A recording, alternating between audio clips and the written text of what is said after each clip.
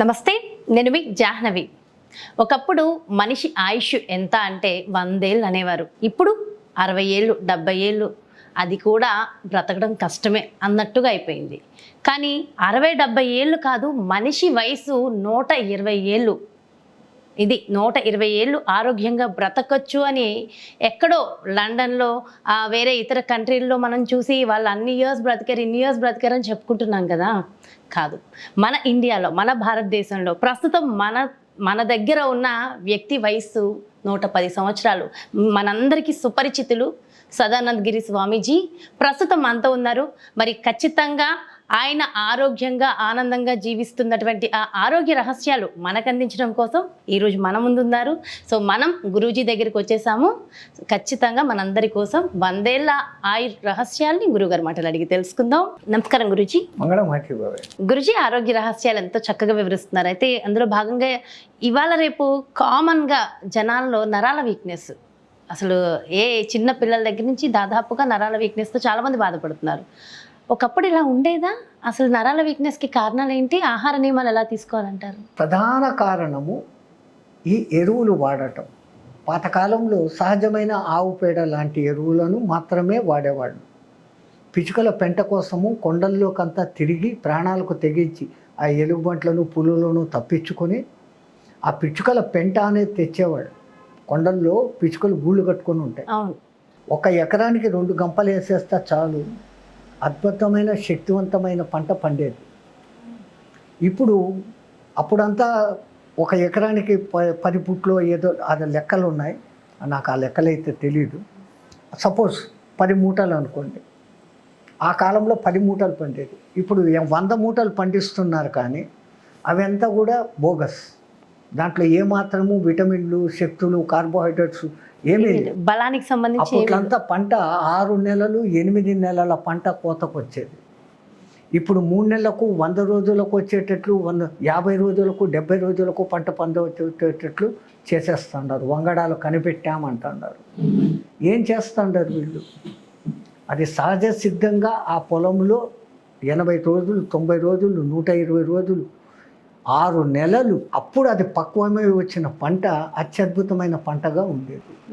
ఇప్పుడు పండ్లు ఫలాలు కూడా ప్రతి ఒక్కటి కూడా సల్ఫేట్ యూరియాలు వేసే, అసలు మామిడి పండ్లను ఏదో కెమికల్ వేసేసి మగ్గింప చేసి వాళ్ళకు సేల్స్ జరగాలని రంగు బాగా వచ్చేటట్లు కెమికల్ ఇడిచిపెడతా ఉన్నారు.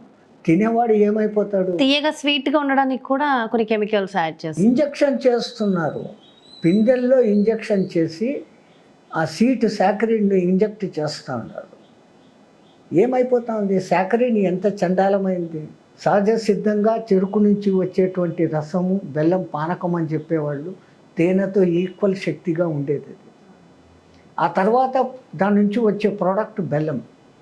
ఎప్పుడైతే పంచదార చేస్తారో, పంచదారలో దగ్గర 18 రకాల కెమికల్స్ కలిపితే తప్ప మీకు చెరుకు రసం పంచదారగా మారదు.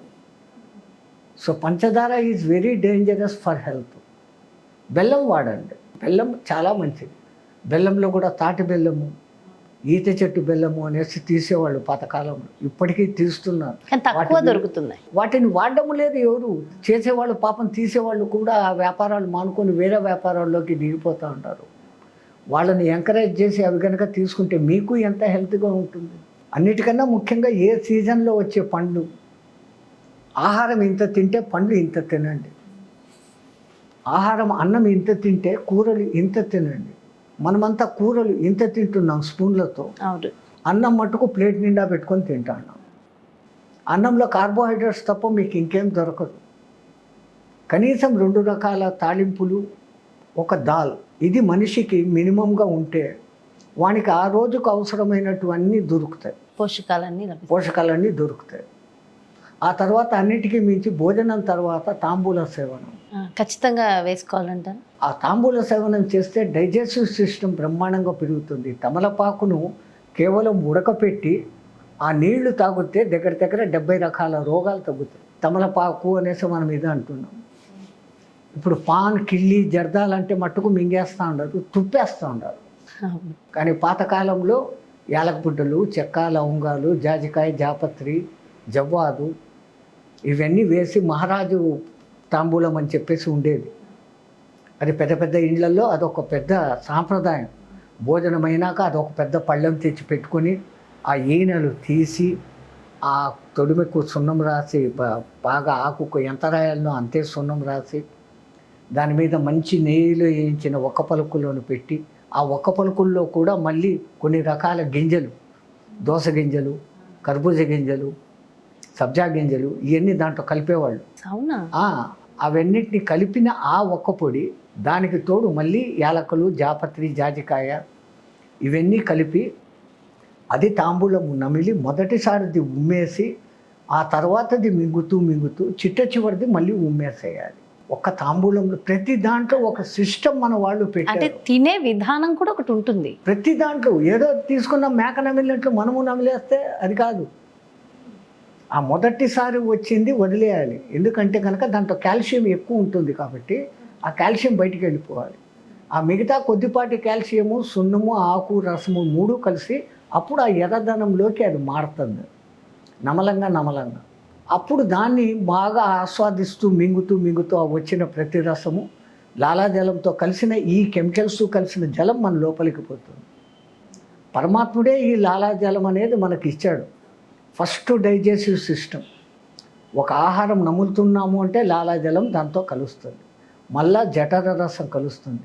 ఆ తర్వాత పిత్తరసము, క్లోమరసము, పైత్యరసము అనే మూడు ప్రధానమైన వాత, పిత్త, కపాలు అంటారు. మానవుడికి ఈ మూడు ముఖ్యమైనటువంటివి. వీటిలో ఏమాత్రం ఏది కొంచెం డైవర్షన్ తగ్గిపోయినా మిగతా వాటికి ఎఫెక్ట్ వచ్చి జబ్బులు వస్తాయి. వాత రోగాలు, పిత్త రోగాలు, కఫ రోగాలు అనేసి మూడు ఉంటాయి. కఫం అంటే దగ్గు, గళ్ళ అంటారు. వాతము అంటే కనుక కీళ్ళ వాపులు రావటాలు మొదలైనవి జరుగుతుంటాయి. పిత్తం అంటే కనుక వాంతులు వచ్చినప్పుడు విపరీతమైనటువంటి పుల్లటి స్మెల్లు, బ్యాడ్ స్మెల్ రావటము, మోషన్స్ సరిగ్గా రాకపోవటము లాంటి క్రియలు జరుగుతాయి. సో వీడు తినేది ఒక సిస్టమ్ ప్రకారం తిన్న తర్వాత 6 గంటల వరకు మరీ మధ్యలో ఏమీ వేయకుండా ఆ మిషన్కు రెస్ట్ ఇస్తూ దాన్ని పనిచేపిస్తూ ఉంటే వాటర్ మాత్రం తీసుకోవచ్చు కదా. వాటరు 5 లీటర్లు ఎటువంటి పరిస్థితుల్లోనూ తాగాల. వేసవి కాలంలో ఇంకో లీటర్ ఎక్కువ తాగినా తప్పు లేదు. చాలామంది మాతలకు మోకాళ్ళు నొప్పులు వచ్చేదానికి ప్రధాన కారణము నీళ్లు తాగితే మూత్రానికి వెళ్ళవలసి వస్తుంది అని వాళ్ళు కొంచెం శంకించి, ఈ మగాళ్ళలాగా వాళ్ళు ఎక్కడ బయటికి పోలేరు.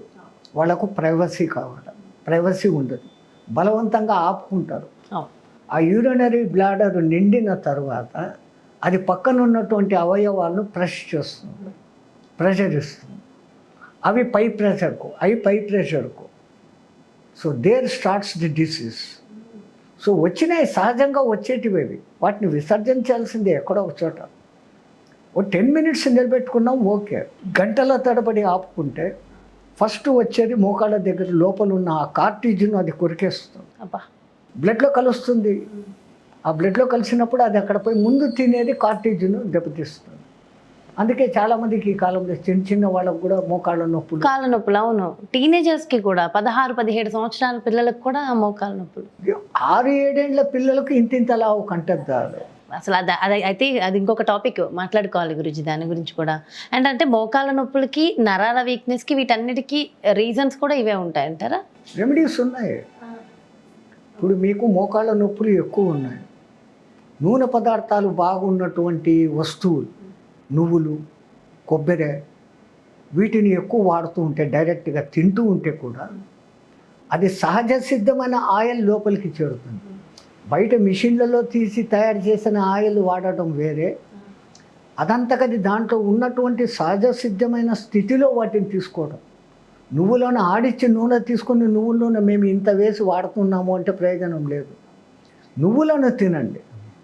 అట్లాగనే కొబ్బరి నూనె, వేరుశనగ పల్లీలు, వాటి నుంచి నూనెలు తీస్తున్నారు.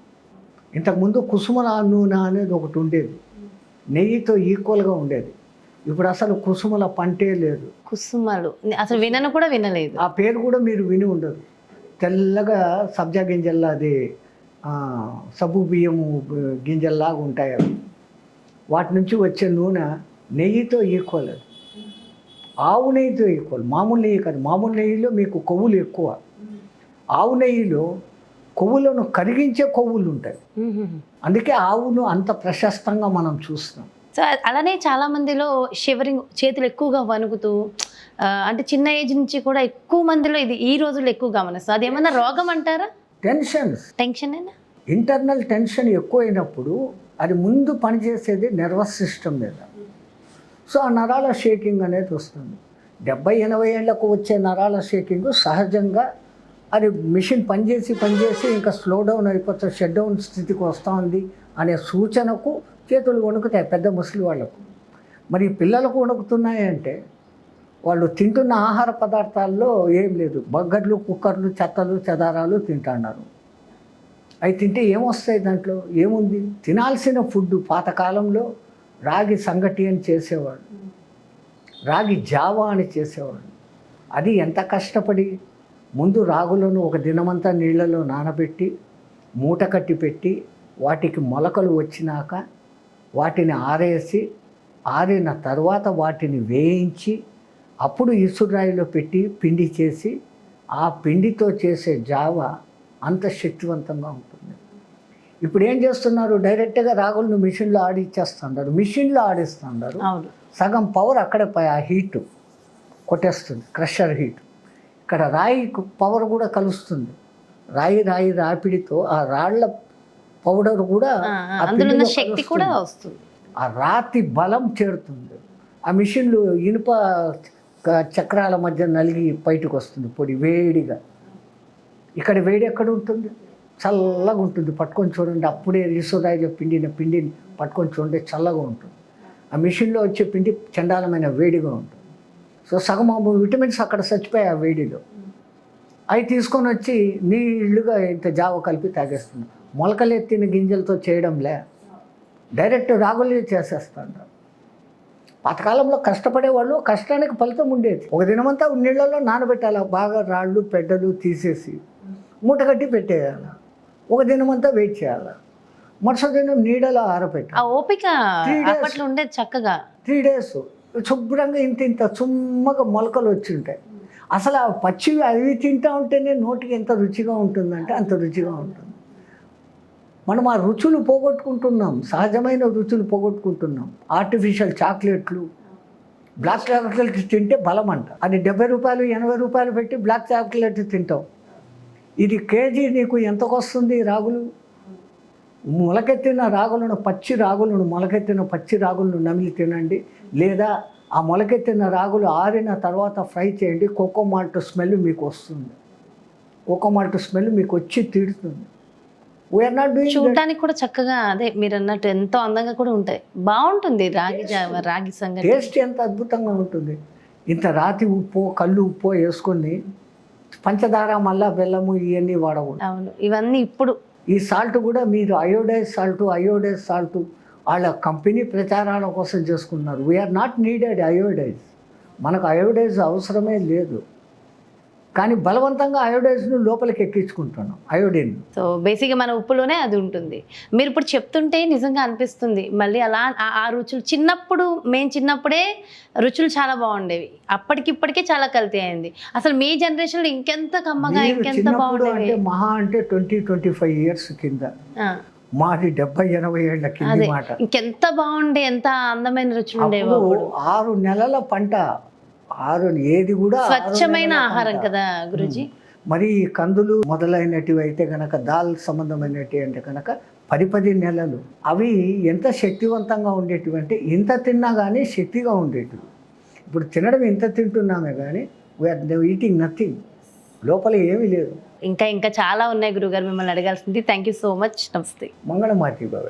ఎస్, చూసారు కదండి, అంటే మన ఆరోగ్యాన్ని మనమే చెడగొట్టుకుంటున్నాం.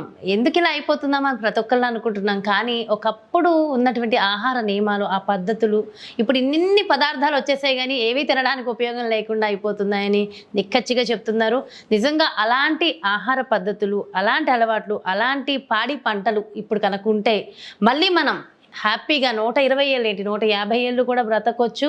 మనకి నరాల వీక్నెస్లు ఉండవు, కాళ్ళ నొప్పులు, కీళ్ళ నొప్పులు, అసలు ఎలాంటి సమస్యలు ఉండవని చెప్పి డీటెయిల్గా చెప్తున్నారు కదా. సో గట్టిగా చెప్తున్నారు. డెఫినెట్గా మరి మనస్ఫూర్తిగా కోరుకుందాం అలాంటి రోజులు మళ్ళీ రావాలి. ఇప్పుడున్న లగ్జరీస్ ఉండనిద్దాం, చక్కగా కాకపోతే అప్పుడున్నటువంటి ఆహారపు పదార్థాలు, పాడి పంట ఇవన్నీ కూడా అప్పట్లాగా వచ్చేలాగా నెమ్మదిగా ఆర్గానిక్ సిస్టమ్కి వెళ్తున్నాం కదా, ప్రయత్నిద్దాం, మన ఆరోగ్యాన్ని మనమే కాపాడుకుందాం. మరి గురూజీ ఎంతో చక్కటి టిప్స్ కూడా మనందరికీ అందించేస్తారు కదా, డెఫినెట్గా మరి నరాల వీక్నెస్కి, కీళ్ళ నొప్పులకి, కాళ్ళ నొప్పులకి ఫాలో అయిపోదాం. మరి బ్యూటిఫుల్ కాన్సెప్ట్తో మళ్ళీ మీ ముందుకు వచ్చేస్తా. నమస్తే.